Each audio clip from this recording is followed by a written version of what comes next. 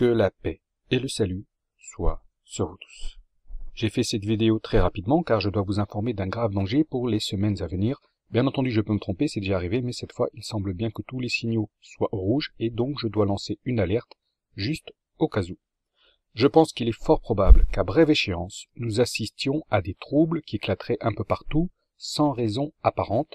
Le monde risquerait d'être chamboulé et ceux qui nous dirigent pourraient bien perdre le contrôle, et à ce moment-là, tout sera possible, y compris la fameuse Troisième Guerre mondiale dont on parle tant depuis des années.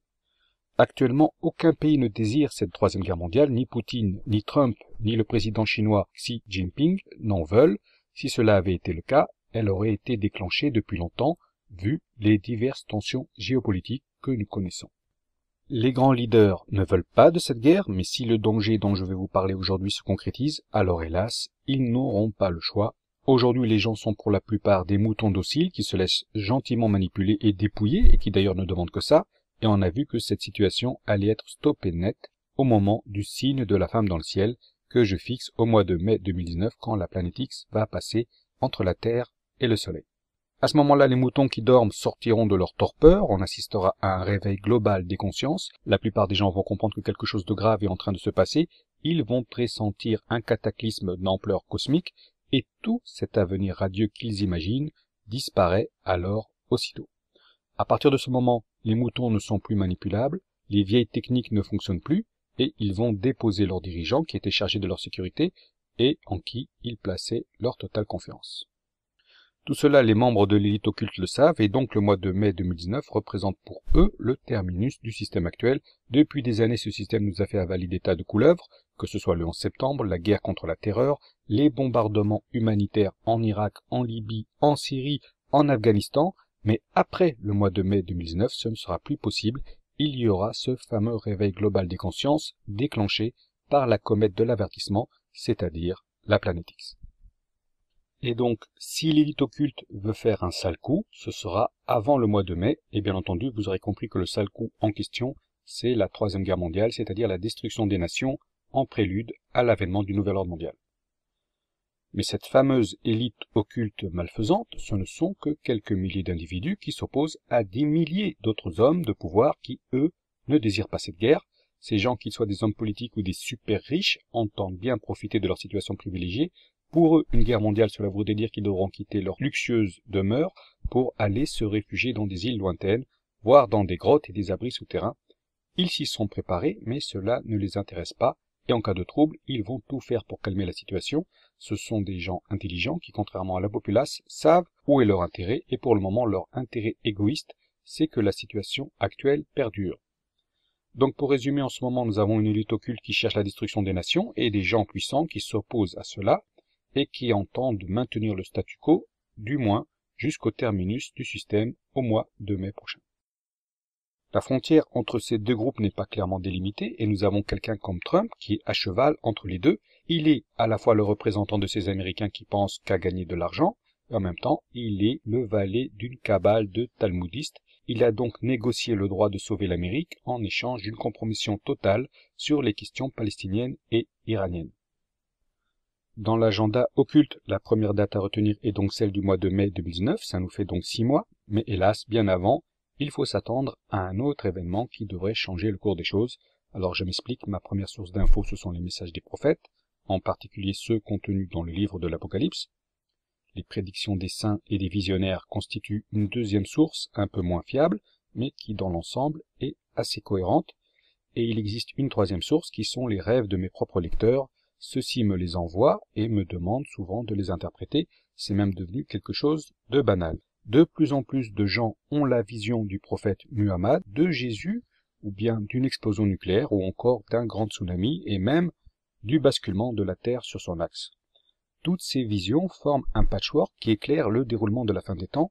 On sait même qu'il y aura des drones gérés par Google qui vont tuer des masses de civils innocents, et cette info a d'ailleurs fini par être confirmée par les médias. Google s'est associé avec le Pentagone. L'info qui m'amène à lancer une alerte à partir des prochaines semaines émane d'un de mes lecteurs qui a fait un rêve il y a quelques mois. Le prophète Muhammad lui est apparu et lui a donné plusieurs indications qu'il n'a pas été en mesure de comprendre totalement. Alors, de quoi il est question? Dans ce rêve, il est question d'une force astrale maléfique qui jaillirait de la constellation du Scorpion et qui irait irradier dans un premier temps l'hémisphère nord, puis ensuite l'hémisphère sud. Je ne suis pas astrologue, mais je sais que les humains sont soumis à des influences astrales, parfois bénéfiques, parfois maléfiques. C'est ce qui explique d'ailleurs le cycle des âges. Nous sommes à la fin du dernier cycle, mais il y a quelques milliers d'années, la situation des hommes était tout autre. Ils avaient accès à d'autres possibilités, à des pouvoirs merveilleux qui rendraient obsolète la technologie actuelle. Même au commencement de l'âge noir du Kali Yuga, les hommes étaient des sortes de Jedi, capables de manipuler les éléments, et qui utilisaient l'antigravité de manière tout à fait banale, comme en témoignent les menhirs et les pyramides, et bien avant cela, on était carrément unis au principe de la manifestation universelle. On ne formait qu'un avec l'unité transcendante de l'univers. Le rêve de ce lecteur nous apprend qu'une force maléfique devrait jaillir de la constellation du Scorpion et modifier l'alchimie humaine. Aujourd'hui, c'est absurde de penser une telle chose. On nous a appris que les étoiles sont juste des boules de gaz régies par des principes physiques, mais la vraie connaissance, les initiés se la gardent pour eux, et donc eux seuls sont en mesure de comprendre la réalité cachée derrière ce que l'on appelle l'astrologie. Là, je ne parle pas de l'astrologie des charlatans, mais de l'astrologie des initiés, comme de grands saints tels que Ibn Arabi et Anne-Catherine Emmerich l'ont décrite. Anne-Catherine Emmerich raconte que certains anges déchus, qui sont tombés dans le puits de l'abîme, forment de grandes masses autour de la Terre. Bien entendu, ceux-ci ne sont visibles qu'à ceux qui sont dotés d'une vision spirituelle, et c'est donc d'un de ces anges, qui est situé au niveau de la constellation du Scorpion, que va émaner cette force qui va traverser le Soleil et qui sera ensuite focalisée sur Terre. Quand on a compris que le Soleil sert de relais, il est donc possible de déterminer une période, et celle-ci commence à la fin du mois de novembre. Avec cette méthode, on ne peut pas connaître l'année, mais logiquement, il s'agirait bien de 2018. Alors que va-t-il se passer? Si ma théorie est juste, si j'ai bien interprété ce rêve prophétique, les événements qui vont se produire à partir de la fin du mois de novembre ont été annoncés dans d'autres prophéties. Dans le livre de l'Apocalypse, il faut se reporter au passage du cavalier au cheval roux. C'est au chapitre 6 et il correspond à l'ouverture du deuxième sceau. Et il sortit un autre cheval, roux. Celui qui le montait reçut le pouvoir d'enlever la paix de la terre afin que tous les hommes s'égorgeassent les uns les autres et une grande épée lui fut donnée. Le premier cavalier chevauche un cheval blanc et il est décrit comme étant un vainqueur. C'est selon moi le Mahdi, c'est-à-dire le fils de la femme qui s'est enfuie dans le désert, c'est-à-dire un descendant d'Ismaël. Cela revient à dire que l'ouverture des différents sceaux décidés par Jésus en personne correspond en réalité à l'ouverture d'un passage d'une puissance angélique qui va influencer les humains sur terre. L'ouverture du premier sceau sert à faire naître le Mahdi, le cavalier au cheval blanc, celui qui doit vaincre en attendant le retour du Christ. Cette ouverture a donc eu lieu il y a au moins 40 ans de cela, peut-être plus. Son destin est donc de gagner, mais comment peut-il vaincre une foule de millions et même de milliards d'humains qui vont s'opposer à lui? Et dans cela je place bien entendu les musulmans, y compris les chefs de la Mecque et les prédicateurs de toutes sortes. Pour parler vulgairement, si le Mahdi débarque aujourd'hui, les musulmans vont soit se moquer de lui, soit s'ils savent qu'il est bien celui qu'il prétend être, ils vont chercher à le tuer. Il faut savoir que les chefs religieux de la Mecque ont d'ores et déjà mandaté 12 hommes à sa recherche, mais s'ils font ça, c'est pour le tuer, car ce sont des satanistes. La Mecque est clairement sous contrôle sataniste. L'idole de Satan y est vénérée, alors qu'auparavant elle était lapidée. Les pèlerins doivent payer une véritable rançon qui représente des années d'économie, sans parler du massacre organisé de 9000 d'entre eux en 2015 par l'ignoble psychopathe Ben Salman, et s'il se fait attraper, le Mahdi risque de connaître le même sort que Khashoggi. Ils vont le démembrer alors qu'il est encore vivant, puis ils vont apporter sa tête à Ben Salman. J'ouvre maintenant une petite parenthèse concernant l'Arabie Saoudite. Il faut savoir que tout ce qui se passe actuellement est lié au Mahdi. Les Séouds sont en train de se déchirer, le royaume est divisé et au bord de la ruine. Tout cela sert à favoriser l'apparition du Mahdi. Et ainsi, quand il va apparaître, ses ennemis seront déjà partiellement décimés. Il n'aura pas besoin de se fatiguer dans des batailles superflues, et d'ailleurs les hadiths sont très précis.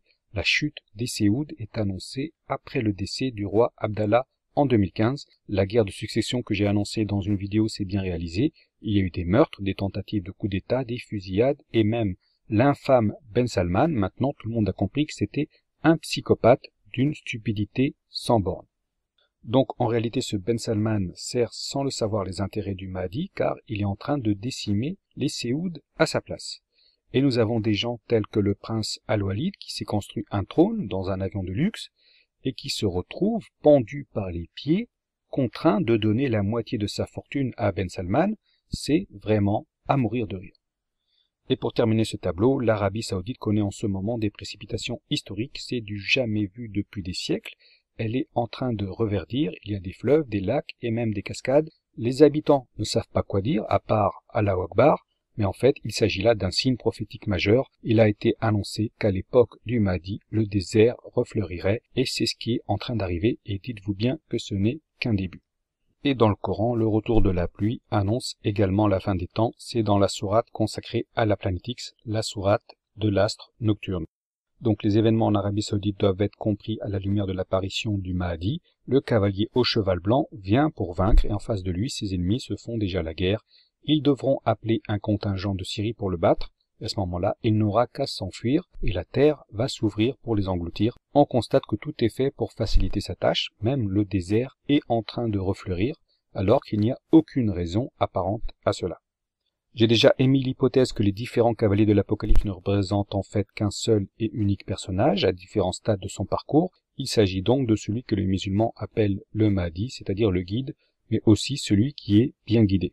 La phase du cheval blanc le représente depuis sa naissance jusqu'à aujourd'hui. C'est quelqu'un qui est né pour gagner, qui ne s'est donc jamais soumis à aucune autorité, quelle qu'elle soit. C'est-à-dire qu'il n'a jamais courbé l'échine, il n'a jamais été intégré dans une hiérarchie, il n'a jamais obéi à un chef, quel qu'il soit.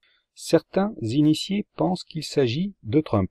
Or Trump, il a fréquenté des prostituées, il a fait ami avec les Séouds et les sionistes, il est tout sauf blanc comme neige. C'est donc une erreur de croire qu'il est le cavalier au cheval blanc qui a été suscité par l'ouverture d'un des sceaux de l'Apocalypse.